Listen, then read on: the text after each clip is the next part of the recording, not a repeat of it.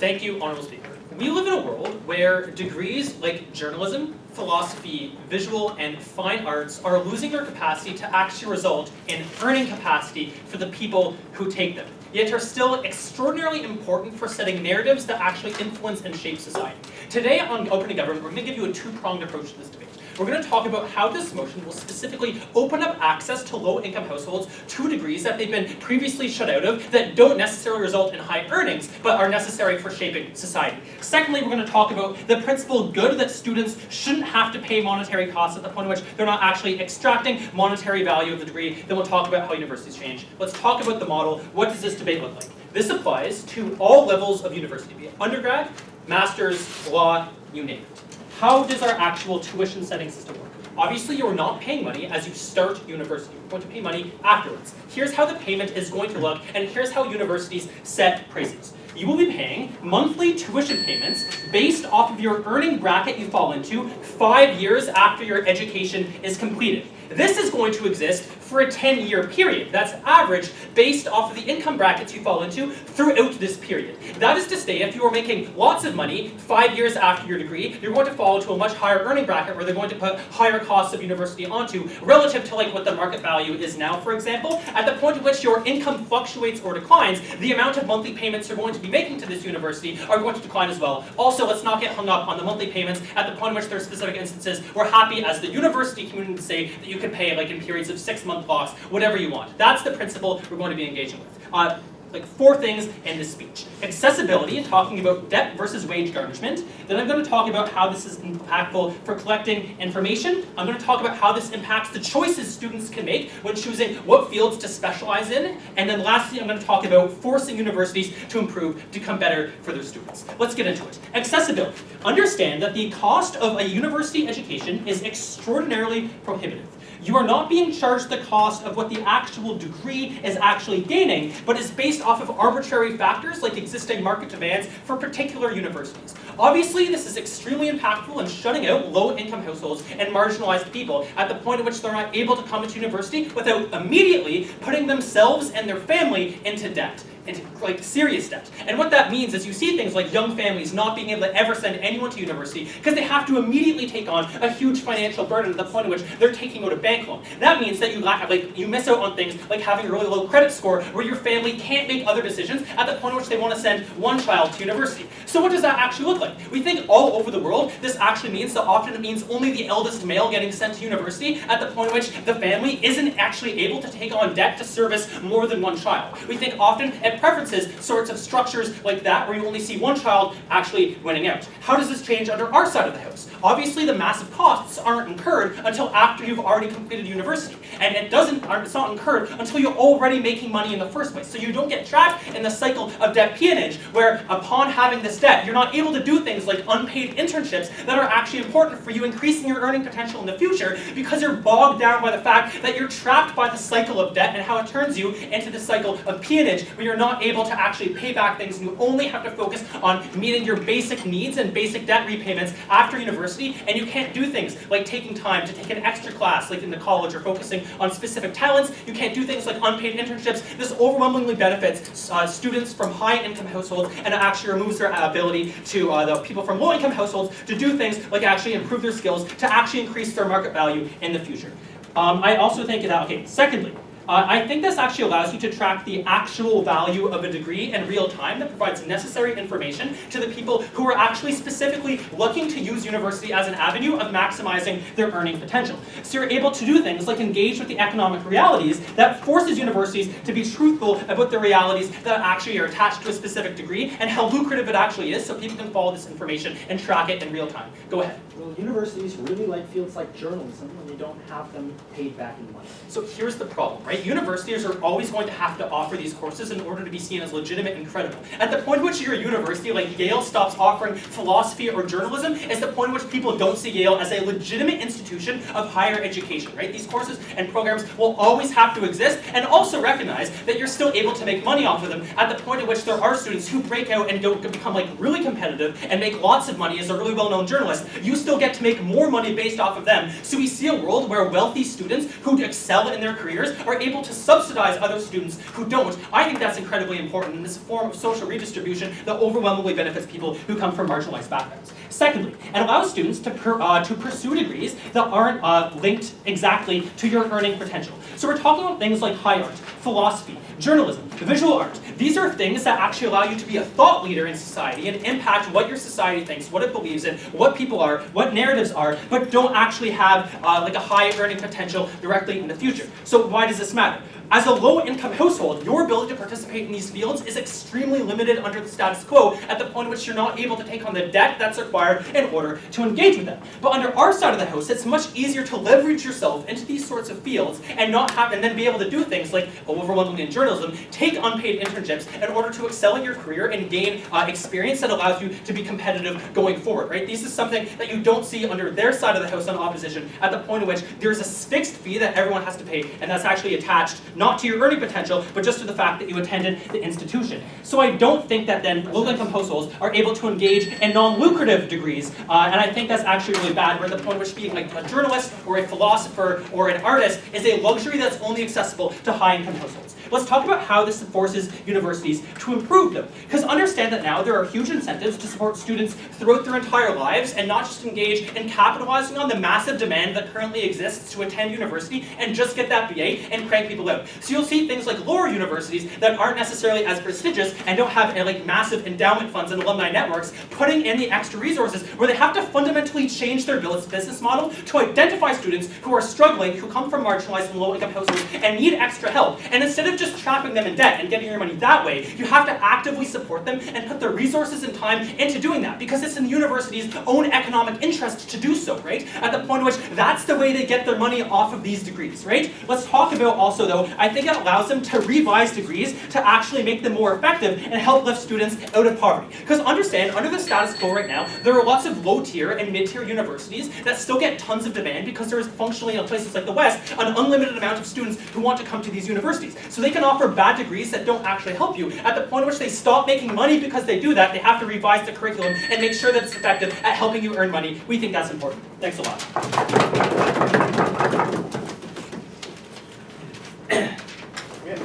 Thanks to the Prime Minister.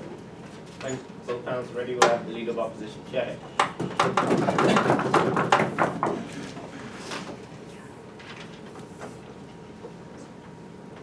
Panel, we want universities to take an interest in people that aren't profitable and fields that aren't profitable. On their side of the house, you lock universities into a system in which their best bet, their maximal incentive, is to drive universities and the fields and people that they teach in order to maximize their own returns on those people. We're going to tell you two things about what this does. First, that it screws over social and economic mobility in the worst possible way, and second, that it degrades the social impact that these universities have, the very fields like journalism and humanities that we think have a lot of benefit. Before that, 3 points of rebuttal. The first thing they have is we don't want to put students immediately into debt. That's a harm on poor families. Simple response to this. First, note that in the vast majority of systems around the world where debt is crippling, like United States or any other country that's dumb enough not to pay off their students' loans, likely that debt doesn't start to accumulate interest until post-graduation, and that debt is commensurate to the social status, the economic status of the student themselves and of the family they came from.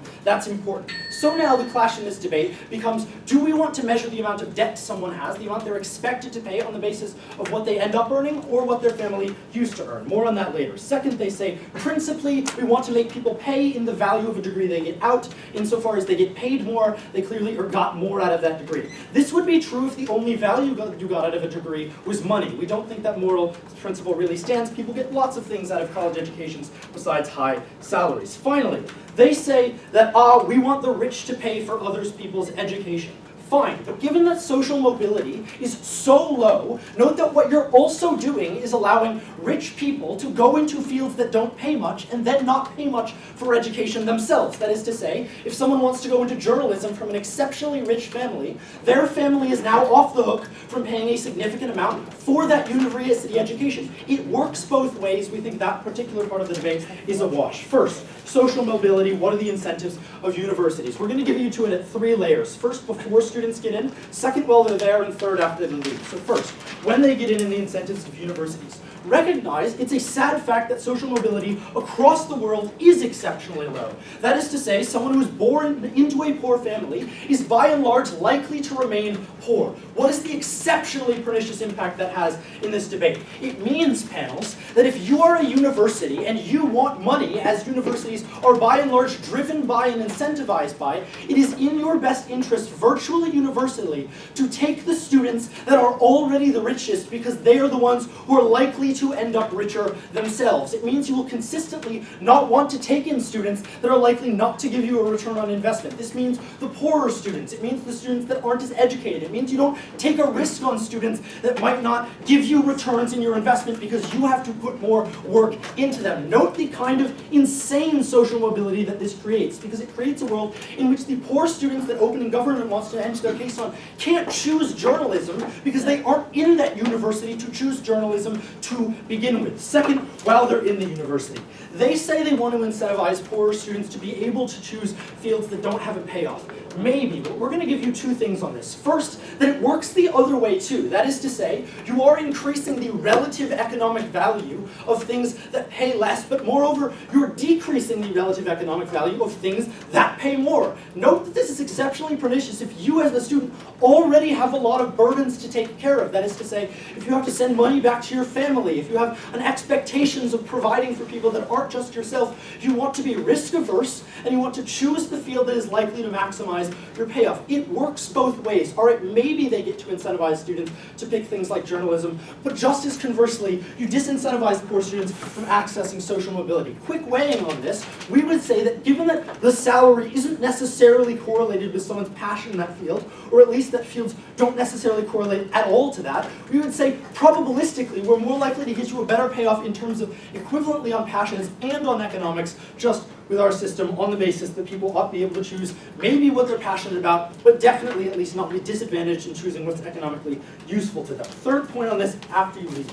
Recognize, panels, that the first 10 or 15 years after you leave university is where social mobility and economic mobility actually happens. It's where you buy that home. It's where you start that family. It's where you put yourself in your place in the world and define yourself as the economic and social class that may or may not be different than that of your parents. Why is that exceptionally important to this debate? Because the system that opening government sets up means that people from lower social classes who can't just pay off all of their monthly recurrence immediately are the ones that are disadvantaged in this new world. They are the ones who have less money relative to their peers in the same jobs, the same communities, the same areas that they are going to be living in. It means that if you didn't come from a family that has the wealth to pay off the system that government wants to put in place, you are the person who can't afford that same home. But note, these are particularly the people who rise from a lower to a higher social class, the people who we want to maximize the amount. Go ahead. Awesome. So the last 5 years after uni are where you actually find social mobility because you fall into a consistent job. 10 to 15 years down the line, that just means you have less money to spend on things like consumer goods, but you've already got a job, you've already got a house, and you've already started paying for your basic essentials. It's all of them. I'm going to give you the incentives behind that later. Second POI for back half if you want it.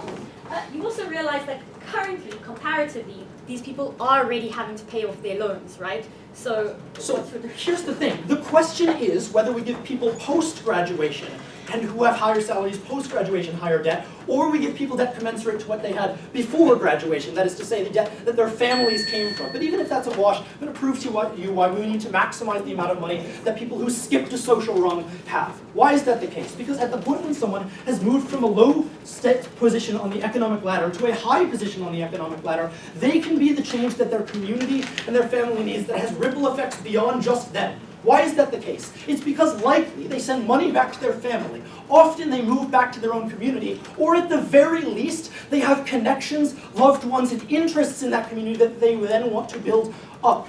Their system, then, does not discriminate between people who maintained a level of economic success and who changed their level of economic success. It is these very trailblazers that maximize and actually change the economic foundations on which poverty is built. They rip or at least degrade the capacity of people to change those situations. Ruben's going to talk to you more about how this changes universities' incentives to produce social good. Journalism, just going to flag that so OG can respond to it. Now, but just broadly, as soon as you incentivize universities to create a payoff, you make it so those who do not meet the criteria of profit will always be left out. It is these people who we wish to focus on most. Very proud to report.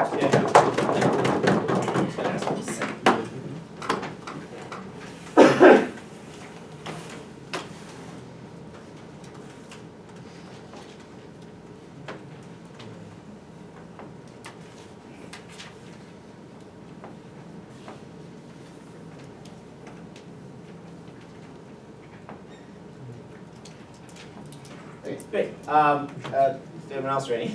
We'll have DPM.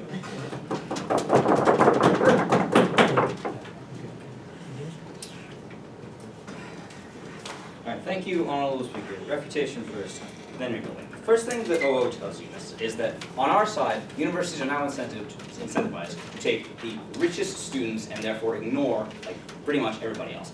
So I think that that's one strategy they could take. I think it is also the stupidest possible strategy for them to take in terms of them being able to actually grow a kind of revenue base that they're going to want to do in order to make the money they make in status quo, right? Because I think you would have two options. One is, yes, you exclusively target the wealthiest people that are going to have the easiest time of paying back the cost of their education. The alternative is to expand your reach to try and grow as broad a base of income as possible by targeting as many possible students as possible to actually be the kinds of earners that are going to provide you with a stable income base over the long term. Why do we think that second outcome is more likely? A couple of reasons. One is it's just far better, I think, from an investment standpoint, to have as broad a base as possible in which to extract your capital in the event that that's probably just a sound business decision because more people offering you more money, even if it's somewhat less per individual, I think is still going to add up over the long term. But second of all, given that higher education institutions also pride themselves on being able to have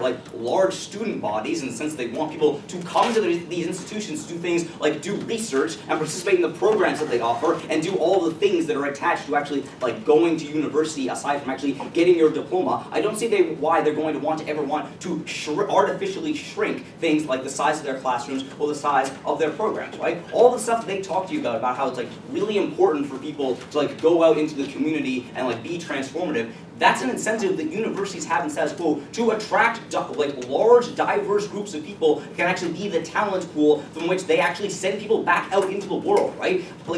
Universities all around the world want to be able to say that they have produced the finest generation of lawyers, doctors, journalists, artists, and whatever else you want. They're not going to artificially limit the number of people that they take in at the point at which they have capability to actually expand their reach and grow the base of revenue from which they draw. They say something about how only on their side you can actually reconcile your passion versus the economic incentives. I actually have no idea what that meant, and I hope that the DLO clarifies it, because I think that on our side of the house, people are able to access their passions as well as make money and also pay for it. Then they say, look, after people leave, that's the point at which they can't do things like buy a house and actually engage in transformative growth for themselves. Understand a couple of things. One, as Matt POIs in, given that there is a buffer period between when you leave and when you actually start paying, during this time, you are going to do, hopefully, if you are successful, do things like find a steady job and actually begin making the money that you're going to need in order to be able to pay this back. I do think we can actually ensure that people do have an ability to access this mobility. 5 years is a long time. But understand furthermore, even if you are making less in the event that you start paying, you are paying less than the rich people around you, right? So it's yeah, you're going to be paying some money out. You're still going to be paying far less relative to your own wealth, right? You're still going to be able to access all the things you need because you're not paying $15,000 up front. You're paying $1,200 in a monthly installment, and that's something that you can afford based on all of the metrics that we use to calculate what you actually owe. Okay, then they talk about social impact. They say that it is important to be able to have things like community improvement. It's important for people to be able to do things like send money home, etc. Understand, you can still do all of this stuff, right? You can still like have the ripple effects within your community that they talk about, right? I think it is beneficial at the point at which more people just have on net the opportunity to do that, right? That have more of an opportunity to access the credentials, and I'll take you in a minute, the credentials that they need to access the kind of jobs and fields that they want in as diverse a range as possible in terms of the fields that are open to them in order to be those people who go into their communities and do this. I don't see why that changes on our side of the house. Recognize furthermore that things like crippling student debt are like some of the things that often prevent people from doing that in the status quo, right? Because they never even start the process of being able to access the things that open the doors that are so necessary that they seem to concede. I'll take that out. Right. Do you think that it's more likely for a university to try and make their students earn more after graduation, knowing it's incredibly uncertain, or just take in more students in the hope that one of them will end up becoming rich so that they can gain more tuition off of it? So I think, first of all, as Matt told you, like the ones that make a lot of money over the long term can subsidize the ones that don't. But furthermore, given that you have like diversities of departments within higher learning institutions, you're not going to see massive shuttering of all of the arts at Yale, right? Like I just don't understand this. You're still going to have all the things offered because necessarily there's an interest in offering them. You can still like make sure that you are able to actually offer as diverse a service as possible. What did Matt tell you? Not this time. What did Matt tell you? It tells you, first of all, about accessibility. So the cost of education is incredibly prohibitive. The response we get to this is like, look, debt doesn't accumulate until, doesn't start, the interest doesn't start accumulating until, after you've graduated, so, who cares? Recognize, we're doing that on our side of the house. We're just making it more feasible for people to pay it back in the event that they don't have this kind of capital in the first place, right? Even on their side of the house and in the status quo, student debt, even for people who are relatively middle class, can be crippling over the long term, right? Particularly in countries like the United States, that as they concede, don't have the intelligence to pay off people's student loans or whatever through government assistance, right? Or at least not to the extent that they should. That's why student debt is so incredibly crippling in status quo, and why it is so incredibly prohibitive for the poorest people who want to be able to access this, but can't, or are forced into decisions that they never engage with on their side of the house about which child and stuff you actually send to school, and the kinds of considerations we just think people principally shouldn't have to make. Yes? Tuition is the lifeblood of day-to-day university revenues. At the point at which that revenue stream depends on students making a lot of money after they graduate, are universities really likely to value things like prestige and having a good arts program over their ability to Yes, thank you. function? Okay, a couple of things. One, a lot of major universities, particularly in the United States, actually have endowments such that they can actually significantly reduce or even offer free tuition without even going into debt for years, right? But even, recognize furthermore, the prestige that they talk about is also the kinds of things that leads to things like endowments, to build your new facility, or to have donations from wealthy donors or from alumni that actually allow you to subsidize this, right? So I think we can still get that on our side of the house at the point at which you offer more of its opportunities to people. He tells you about information, right? The ability to actually track the value of degrees in real time. They don't engage with this. I think it's important for consumer choice to be something that students and prospective students actually engage in at the point at which they can see and track in real time the value of prospective careers they're looking at. Because in the status quo, universities don't actually have much of an incentive to offer anything in the realm of truth about what your job prospects are, because they want to entice you into giving you the money now. At the point at which they only get the money after you have extracted value from them, I think that's the point at which you get far more honest education, at the point at which universities have to engage with the real demands of the job market and what students actually need in order to succeed. I think this also allows, like Matt told you, the ability for poor people to do things like access lower paying fields that they necessarily should be able to engage with, but are just incentivized from doing so in the status quo. Very proud to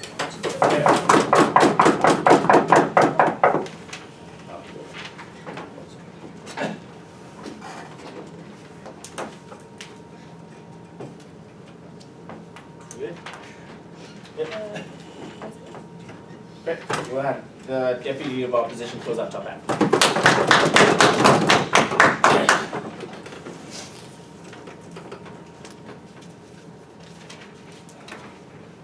In the status quo, universities occupy a tenuous financial situation, but are able to do something relatively unique in society. That is, that they're able to go out in the world, find relatively risky students, find them, and offer them access to programs that aren't going to make them a lot of money afterwards, and put in front of them a menu of opportunities like spending their weekends at debate tournaments that aren't going to be largely beneficial to their financial earnings in the long term. But because the university has things like endowments and can count on consistent income from things like debt, yes, like loans that the university definitely receives, and equal amounts of tuition from every student, they're able to make these trade-offs. The problem is, on their side of the house, the only institution that currently exists that provides people with access to the arts, that provides low-income students with reprieve from the constant and ever-present necessity of having to earn money, no longer is able to do so, because it is in their exact financial interest to ensure that they always choose higher-earning professions. So I want to talk about two things in this speech. I want to talk firstly about how this makes universities worse in terms of the social good that they're able to do and the things they're able to do for students. And then second, and we think that's the most important thing in this debate, and then secondly, how they cripple social mobility. But to be very clear about the trade-off, because we concede that on some marginal level, there are some careers that once you're already in university, if you have this intrinsic desire to pursue journalism on their side of the house, you're slightly better able to pursue on net. The reality is, though, we think people tend to make these decisions between the ages of 18 and 21 based on what's put in front of them, based on the kinds of opportunities that they're given, based on what they're encouraged to go and study. We think on their side of the house, they're never likely to get that encouragement no from universities in the first instance. So the trade-off is, does that pipeline exist at all? And are there alternatives that can take their place, like things like government funding, which do exist somewhat on our side of the house, and loans that allow people to access things? Or is the pipeline totally shut off on their side of the house? That's the trade-off, that's why you never get that. But note, crucially though, the other comparatives, that debt is money that the university definitely receives. So yes, it's uncertain on the student's end, but the university can be certain at the point at which they admit a student that they're going to get, in the United States, $48,000 to $65,000 a year from that student from some source. What that means is they're able to take risks on that student, and they're able to provide them with a set of things that they might not otherwise have tried to access. So how does this make universities worse? First, note that the financial situation that universities occupy is one in which they are vitally and on a day-to-day basis dependent upon tuition as a supplier of their ability to continue to operate. To the point at which the university president wants to continue to receive a salary and pay salaries to all of their professors, they need to continue to receive, on average, $45,000 to $65,000 a year from every student who ever went there. What does that mean? One, Dan tells you that they're risk averse, which simply means that they're always going to pressure them into STEM fields, which Dan loves and has trouble criticizing. But more importantly, they're going to pressure them into things like finance, which have absolutely no social value whatsoever. I'm proud to stand by that claim. They have some, but it's disproportionate on their side. What happens on their side of the house when they do things like this? Firstly, you never target students who are a risky income potential. That is, somebody who didn't receive as good of an education prior to coming to the university, because you need them to be able to succeed once they're at their university, graduate, and then make a lot of money so that they can pay it back. The second thing that you do is you never prioritize providing students the opportunity to ever even think about going into a social sciences degree. You don't provide them with the opportunity to learn about the world and to contribute through the arts, right? You deprioritize all of these programs that provide a tremendous amount of externalities and external social good, not to mention the good that they provide these students who need them the most. Those are the students who didn't have access to tremendously good arts programs when they grew up. If these guys care about people being able to pursue passion projects and low-income students being able to pursue journalism, they need these universities to continue funding their school papers so that they continue so that students continue to enter those fields in the first instance. Moreover, though, we think you get more specific targeting of STEM students even in low-income areas, which is simply to say that you're more likely to target charter schools that focus on technology and STEM education, which simply means that you're focusing on the lucky few that are privileged within an underprivileged group in the first instance. At every instance of the pipeline, all of the social good that universities provide by not only providing students with access to those universities in the first instance, but all the collateral social good that comes from prioritizing these kinds of social programs and giving people an education in them in the first place is hard. Note crucially, people tend to enter these fields because they love them, because they fell in love with them and they thought that they're tremendously important. That happens on our side of the house when universities introduce them to them. On their side of the house, you're still making exponentially less money if you enter into these fields, but now there is no university incentive to provide you with a reason to enter into those fields and to provide all of those kinds of things. Go ahead. Great, so universities don't dictate which degrees students select, right? It's one factor in an entire society. The media inspires young people to become journalists, not a fucking Yale brochure, right? I don't think the media inspires people to become journalists. But more crucially, I think that people are inspired to enter into professions and fields based on what they're presented with at university, based on what degrees are well funded, based on what's advertised to them during orientation. There are just entire programs that get cut. Find me a classics department in the vast majority of universities in the United States. There already exist pressures to cut these programs. But more crucially, we think that you now lose out on university funding on things like research projects that they currently spend quite a bit of money on because they're capable of, but now will direct all of that money into things that directly benefit the ability of students to make a lot of money immediately upon graduating. On social mobility, here's the crucial comparative that the Gov bench misses. On their side of the house, poor students who graduate with who make a lot of money pay more in tuition after they graduate than the debt they otherwise would have. That's literally their model. If you make more money after graduation, you now pay more money than you would have on our side of the house. Why is it critically important for high-earning, low-income students to have a lot of money and to have as much of it as possible? Becca? Okay, sure. So you realize that actually the vast majority of places in the world, the government finances universities and like not privately? It feels like it cuts out a lot of the case from GovBench at the point at which they're conceding that universities are relatively easy to relatively easy to finance for most people. So I hope that's not the case from closing Gov. All it does is create the harms on our side of the house because universities still want people to make a lot of money so they pay a lot back in tuition. Why is it crucially important that low-earning students, when they become high-earning graduates, have a ton of money? Because firstly, like Dan tells you, they're able to send it back to their family. But no more crucially, that the more critical gap that exists in society between the rich and the poor is a wealth gap. It's a gap of accumulated capital. It's your ability to invest all of that money into money that will make more money. On their side of the house, wealthy students who become wealthy adults, parents, are able to pay off their college tuition regardless. But on their side of the house, low-income students are crippled by that relatively higher tuition, which if they think that's a problem, is exponentially more of a problem on their side of the house when they're charging more. And as a result, they aren't able to prioritize the kinds of capital investment in themselves and in their own lives and in their families that allows for the development of meaningful social mobility. Moreover, they're able to express their political interests by donating to political campaigns, as an aside at the end of the speech. Proud to oppose.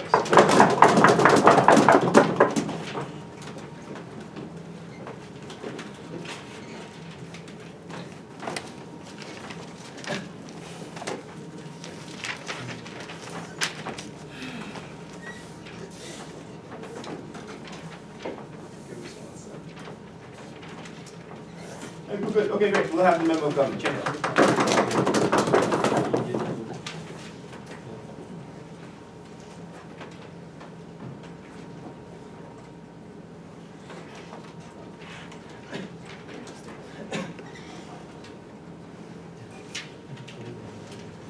So different countries in the world force people into different levels of debt based on how much money they charge them to go to university, right? So what we want to clarify from closing government is that it's not like the universities are the ones charging them the loans, right? Because that's not how the world works. Rather, what it is either through government financial aid, for example, or like through lines of credit to pay for things like law school, right? So like we see places in the world already do things that are similar to this motion. So for example, in Ontario, they've deregulated degrees like management and engineering because those degrees are much more likely to get a job than say philosophy, right? So then the reason why they do that is because they already are recognizing like the principle of this case, right? Which is that people who have higher earning potential have a greater debt then to pay back to society to subsidize other forms of good that don't have financial payoffs, right? But do provide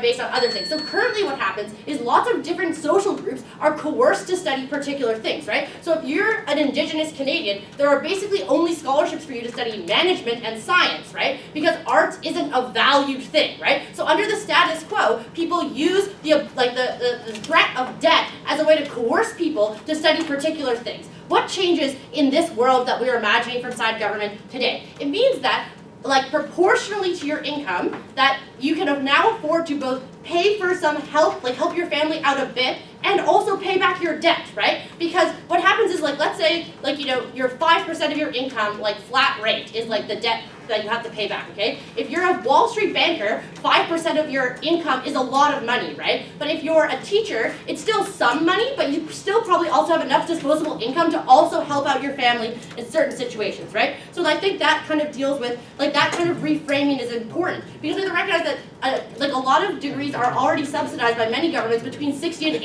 80%, right? So this debate is about a debate on the margin about how we use debt, or to what extent should we use debt as a coercive means to get people to study things that have large financial outputs. No thank you. Okay, cool. So I'm gonna do a few, so that's, what that deals with is like their case about new money versus old money and how like they're saying like it's not fair that like people who are poor now also have to pay back a large amount of debt. What the status quo does is it takes people from that class bracket and it says like even though only one of you is going to succeed, we're gonna make all of you go into debt because that maybe that one will succeed. Like that's the kind of pushing that happens, and that's something that we're not okay with on our side of the house, right? Yeah. So I think like the other thing is like even under like they have this strange case that like that universities are gonna start cutting like all of these programs. We don't think they are, right? Like, yeah, there are 30 people in my class that graduated with African studies like me, but like we still found the program because we were passionate about it and that's something we wanted to do, right? No, thank you. So I think that like even if we still get this huge cutting on their side of the house of these programs, there are still going to be people who find them. Why? I've got a bunch of arguments as to why that is the case. Okay, so the first thing is like what the status quo does is it pushes people to be risk averse in terms of the kinds of degrees that they get, right? Because when you are tied to that degree through debt slavery, which is when you have to go like payment to be able to pay things back, then you're going to be risk averse, right? You're not going to study journalism, you're going to study finance, you're going to study management, you're going to study engineering, you're going to study all these things, right? Why is that bad? Well, we think first of all, like people who are passionate about something are more likely to innovate, they are more likely to put a lot in, they're more likely to be very good at that thing, right? So like what we see then is you can have people who could be incredible teachers now instead going into finance, right? Because it's a more risk-averse thing to do. No, thank you. On our side of the house, when they're not coerced by debt in that same way, they're more likely to actually be pursuing things that they are passionate about, right? So we think that that is what that means is that this especially affects people who are like first-generation university attendees, right? Because they're the ones who are put under the most pressure to study something like finance and study something like management, right? Because they have a family to support on top of that. I'll take back half. Right, so presumably doing jobs that net you a lot of money, like becoming a lawyer or becoming a banker, also involves huge amounts of personal sacrifice as well. Why is it these people ought to be saddled with a time commitment rather than a financial commitment when oftentimes they make these choices to pay off their student loans faster? Oh yeah, okay, sure, but what we're saying is that they can pay, the amount of student loan they have to pay is smaller, right? So they can still pay it off in a relatively the same amount of time. So, cool. Okay, so the next thing I want to talk about is like why being in debt kills your performance, right? No, thank you. So the first thing is that like students who are in debt are more likely to drop out, right? Because they're afraid of debt. Debt actually has psychological pressure on you that changes the way you interact with your degree, right? So you're like, oh no, what if I am going to fail? Like, what if I'm going to do these things? So we think that first of all, these people might be more likely to drop out to begin with because of that. The second thing is they're going to be more likely to have to do things like work study, right? Which means that if you do work study, you literally have less time to study. That means your grades are going to be lower. That means that if your grades are lower, you're less likely to get that really good job at McKinsey, right? So I think that for that reason, like you are at a disadvantage to the people, even if you are forced to study something like management. If you're doing work study, you're going to get lower grades, and the likelihood that you actually get the output that you want is lower. The second thing I want to talk about is also that like when people get out of university, they're so afraid of being able to or having to pay back their debt, they often take the first job that gets offered to them, even if that's not the actual best job, right? Sure. Personal financial pressures exist for low-income students on both sides of the house. The only powerful actor on either side of the house that ever has an interest in those students pursuing any other kind of interest are universities. You make it impossible for them to do that on your side of the house. Like, I just don't think that's true, right? I think people are guided by their own personal passions all the time, right? Like when you're a kid and you have siblings and you help those siblings learn to read and you realize that you love being a teacher, and then you get to university and you're like, oh shit, being a teacher doesn't pay anything. That's the thing that makes you make that trade-off where you're like, actually I'll go into finance because I want to help my family more, right? So we'll talk a little bit more about how debt slavery happens. So like, one of the things is that we generally put limits on the amount of debt people are allowed to take out, right? So like you need to have a job, you need to have collateral to be able to get debt. So why do we finance student loans at all, right? The reason we finance student loans at all is because there's a possibility that this could be really good for this person. Also, we think morally this person deserves an opportunity to be able to be educated, right? But there's a huge uncertainty because there's no guarantee that that's going to result in any kind of investment, right? So then what we do is we functionally tie these people to a level of debt that we can't guarantee is actually going to give them a brighter future, right? What that means is it's incredibly immoral then for those people to have to pay back huge lump sums when we've taken a huge risk on giving them that debt to begin with, where in other situations we wouldn't have, for all these reasons we propose. Give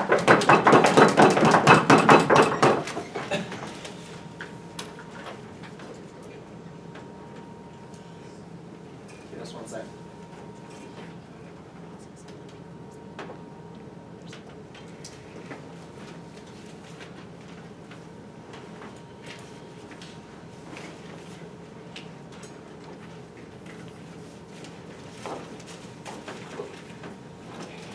Okay, we thank the member of government. Let's have the member of opposition here.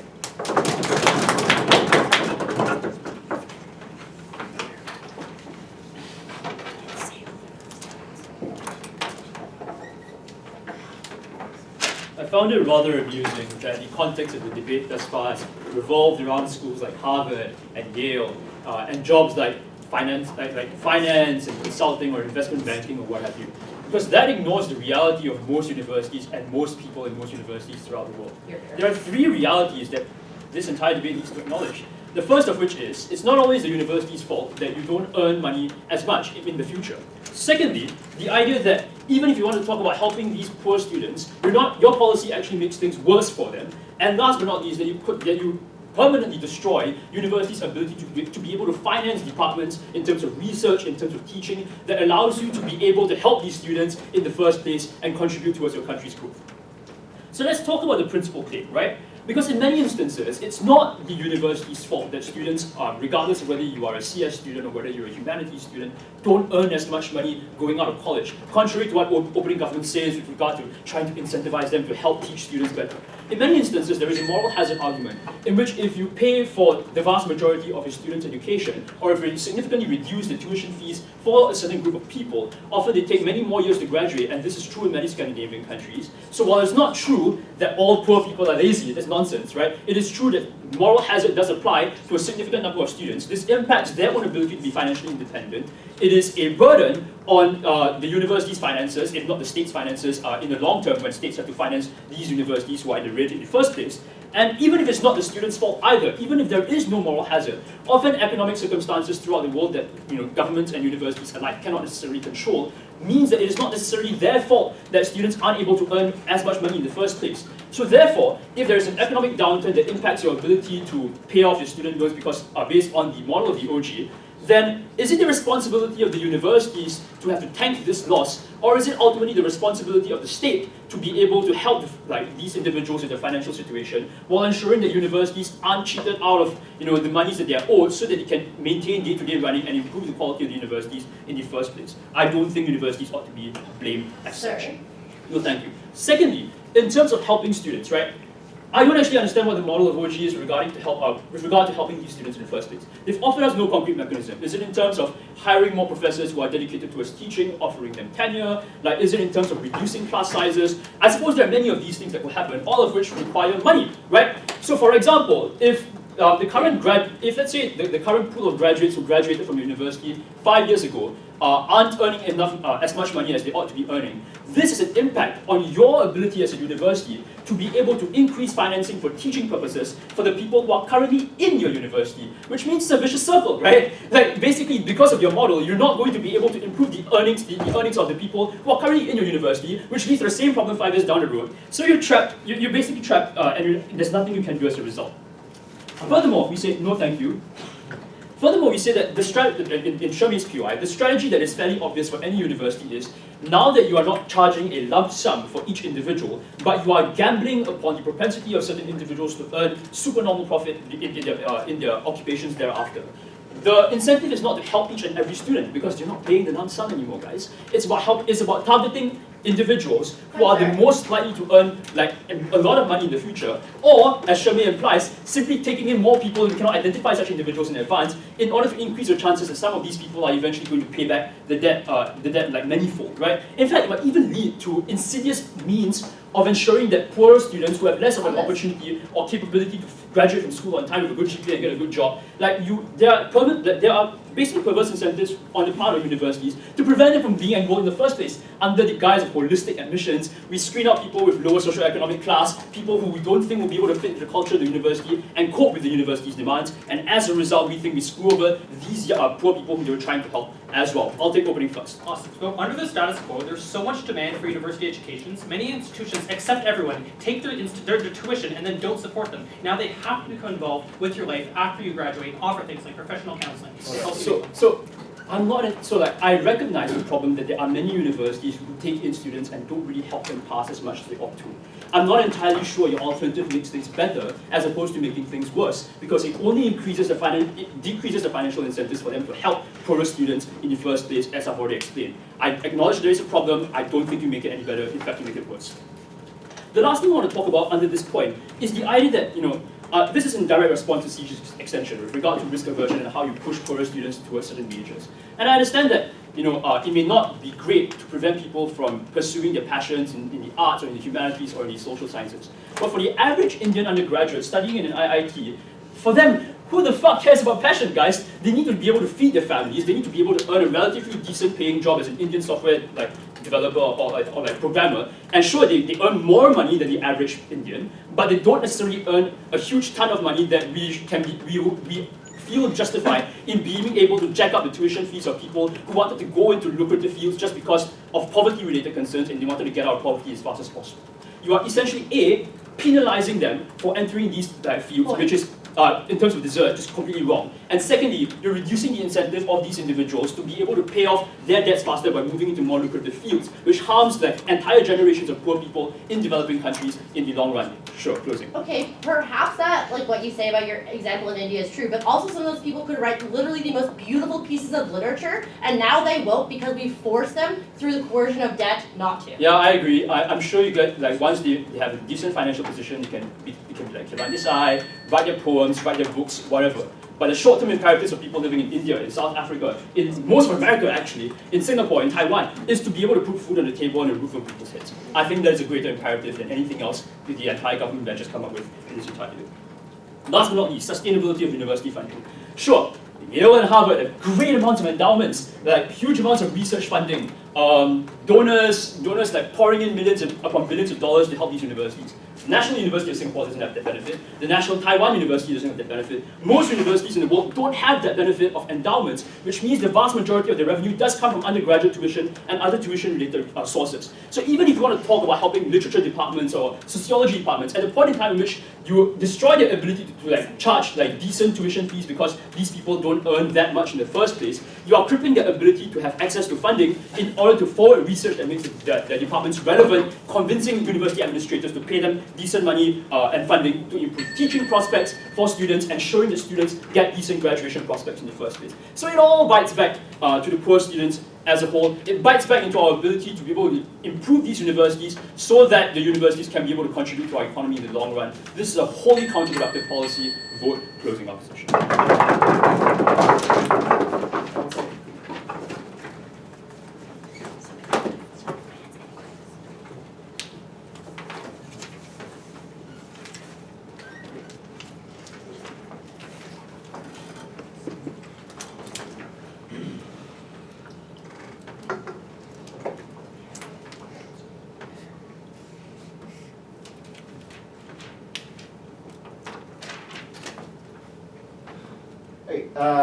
We thank the member of opposition who will have the goblet.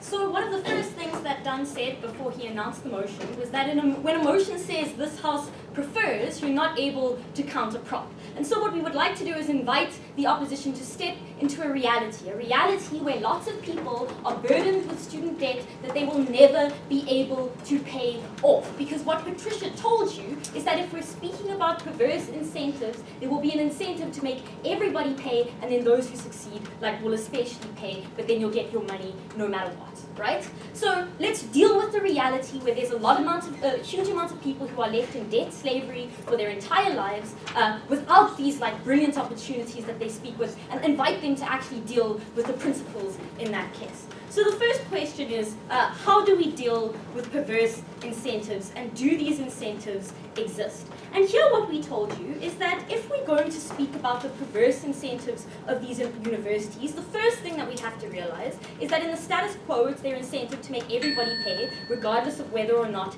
they can. And we're not just speaking about the poor of the poor, we're speaking about middle income people who eventually drop off, but they're not unable to pursue any other dream or live a normal life because they're paying off this debt for the rest of their life. importantly, also, if we think that these universities are just able, like as they said, to just target those who are less risky, right? Or to, like, a huge amount of their harms were hung on this idea, right? That they were going to target these people, that they were going to guide people towards a certain direction. What we tell you is that, that would already happen, because then that person is more likely to, like, pay off the loan in the first place, right? But also, that then there's an incentive to cater specifically toward wealthy people. Why? Because wealthy people have got a support system, which means that they're more likely, if they struggle, to be able to get out of that system. They've got collateral, because like their family will pay for them if they can't. They've generally had a better education, which means that they're less able to drop out. What that means is that if you are a wealthy person, you are already likely to have everything in your favor. So what do we do on our side? And here's where Patricia expands and where she is different from opening, because they tell us that like poor families can't afford this, and now this will make it affordable. And then we have but what we told you is that really what happens is that this is a risk analysis. That if you are poor and you might have a considerable degree of faith in your child, the fact is that you will be unable to handle it if that child then doesn't succeed. And so what that means is that overwhelmingly you will choose to not send that child to university because you hope instead that they can be a mechanic. If opening opposition wants to speak about social mobility, or like closing also wants to speak about opportunity, what we say is that when like a person who earns little, or like when it's not tied to their earning potential, and so you might end up paying a loan even when you're not earning in order to pay that loan, then your family is not going to be willing to put you forward, especially if they are poor at the moment. I'll take a PI. Regardless of the debt that awaits them, poor students face large financial pressures to earn, which is why in the status quo they are clamoring to enter universities regardless and try to enter into the highest paying professions. On your side of the house, because universities don't provide debt, don't pay for people's loans, they face a pressure to ensure that people enter into high paying professions. Okay, Alright, so there's a few things here, and that'll actually take me to my second idea about social mobility. So the one thing that Patricia brings you in extension is this idea that you're able to subsidize through this process those jobs that arbitrarily pay you more towards things that have got more social value, right? So if we're speaking at the moment about those who do have potential to pay, and so they get these loans because universities just or whoever's giving loans, we actually think that the Southern government is a bank. But if under your analysis they're getting these, right? Then immediately they're forced into these higher paying jobs.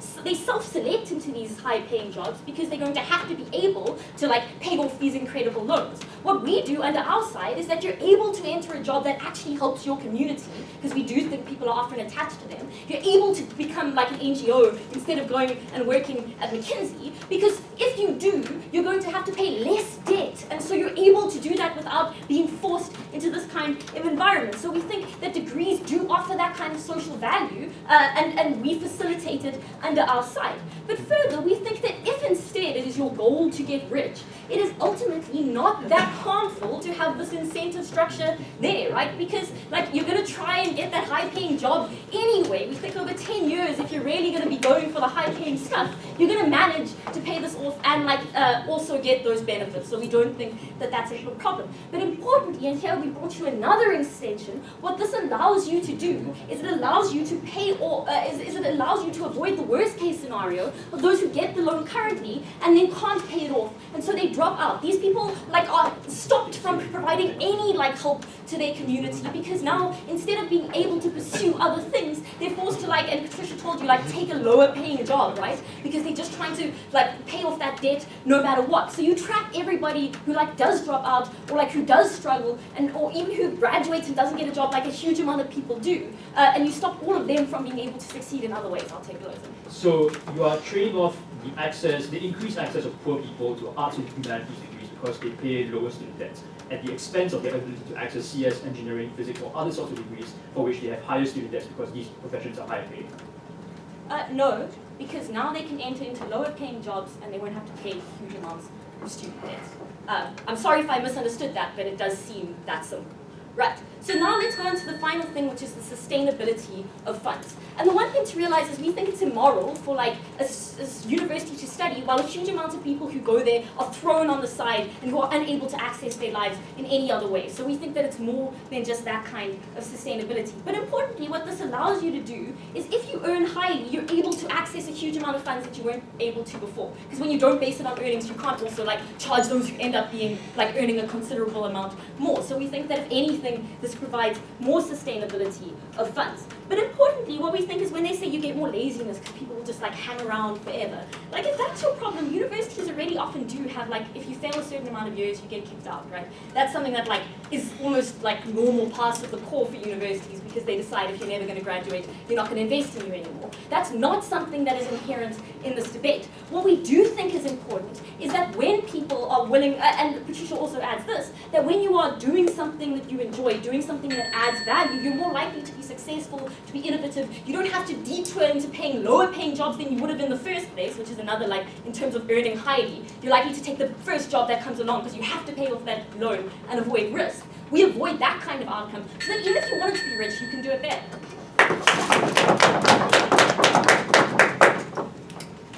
Yeah.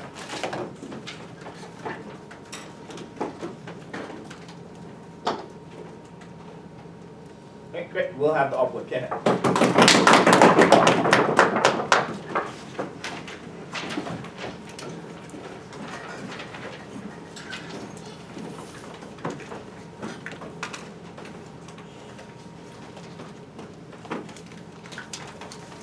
In closing, we brought you two extensions. The first thing we argued was we expanded on the idea about why is it that having an unsustainable or unpredictable amount of funding is terrible for universities and results in a worse off education for everyone who's involved in that particular equation. And secondly, we argued, or we told you, why is it that this is worse off for poorer students? Because we actually gave you analysis about who these students really are and what their incentives are likely to be. So let's talk about this in these two questions. First one about poorer students, who helps them better? The first thing we told you was that this doesn't necessarily help poorer students in the sense that, Anu gave you the argument that it's easier now to just shut poorer students out under the guises of things like holistic admissions, for example. And the reason for that is simple. Simply because poorer students are less able to perhaps give the university the money that they need in order to continue to function. Which is to say that at least on our side of the house, while they might be settled with something with student debt, for example, they will at least get admittance to the university because the amount of money the university gets is already going to be guaranteed for them. The comparative on our side is that at least now poorer students have access to things like scholarships, things like financial aid, a whole host of different opportunities and alternatives in which if they were poor, they are still able to get in order to get into the university. Whereas on the other side of the house, because it is more likely that a poor student is going to be unlikely to transcend the kind of circumstances that they are in, at least probabilistically from a business perspective for the university, they are less likely to get a spot in their university as well, especially because they don't have things like guarantors from like businesses or governments that are willing to sponsor them to get an education in the first place. So we think on comparative, while not everyone can get a scholarship and not everyone can get financial aid, we are better able to help those poorer students. And in the worst case scenario, they still have the option of student debt to be able to get into those universities as well. The second thing they told us, however, is that now students take up student debt even though the university has no incentive whatsoever of helping them get a job. The problem was that Adil told you that oftentimes the ability for you to get a job is very much determined by things that are outside the control of the university. So for example, the connections that your parents have. So for example, where you live, your socio-economic class, do you have the time to go and apply for the number of jobs that you want to? These are all things that are outside the reach of the ability of the university to be able to control, and to just say that the university has no interest whatsoever to make you employable seems to be, no thank you, a very disingenuous way of going about characterizing those universities. But to the extent to which these universities happen, we argue that a natural check and balance does happen in the sense that they oftentimes get fewer admittances or lesser demand over time when they recognize that these universities are less able to get these people jobs. And in the worst case scenario, we do argue that there is already increasing government regulation or crackdown on these specific universities just because at the end of the day, when students are incapable of paying back their student debt, the problem still goes back to the government anyway. That's why you see increasing like flag in America towards things like Trump University, because at the end of the day, when students can't pay off those debts, it does create a bubble. There is incentive for the government to step in. But we also would argue to deal directly with what closing government tells us, because they said, what about those poor students who really want to do the humanities and therefore can't get a lot of money out of it? we would argue on our side that if you are the kind of student for whom the only consideration is the student debt when deciding whether to go into finance or go into literature, you are actually in a pretty privileged position, to the extent to which a large number of individuals oftentimes take up high-paying jobs because their problem is not just the student debt, but the ability to pay for the retirement of their family and their extended family, and to raise a child in the future, to pay off things like the loan from their house, for instance. So to that end, we would argue, no thank you, that you are stripping away the ability of these individuals towards being able to get a higher paying job and giving them the autonomy to pay off their student debt faster, and also have a higher, what's that word, like liquid assets, liquid money at the end of the day. Because what you are doing is you are making student debt a time commitment over 5 years or 10 years. No thank you. Rather than an actual amount, fixed amount of money they can pay off, we think you reduce the autonomy of individuals who actually have the ability and want to make those choices for themselves by going to places like law school. Not that all these wealthy jobs, it's not just I'm now wealthy, it's no longer a problem, but rather requires huge amounts of personal sacrifice on the part of the individual who's going to that job in the first place. So if you are simply saying that just because they're earning more money, that's all fine and dandy for them, you completely preclude the poor students that you want to help, that want their social mobility from going to finance or becoming a doctor to be able to help their families better. The comparative on our side is that while there are loans and there's a fixed cost, it's still easier because you can the potential employment that you get means that you can still renegotiate things like when you're paying off your loans and the like. Whereas on their side, it is a non-negotiable time commitment that these people are forced to face. Right. Second question, what's better for the quality of education? Before that, I'll take one from opening. Awesome. So the families you just described can't bear the cost of tuition debt for multiple children. As I said in my PM, this means the eldest male is the only one who gets to go to university. Even if there's less poor people, we're still democratizing access for women.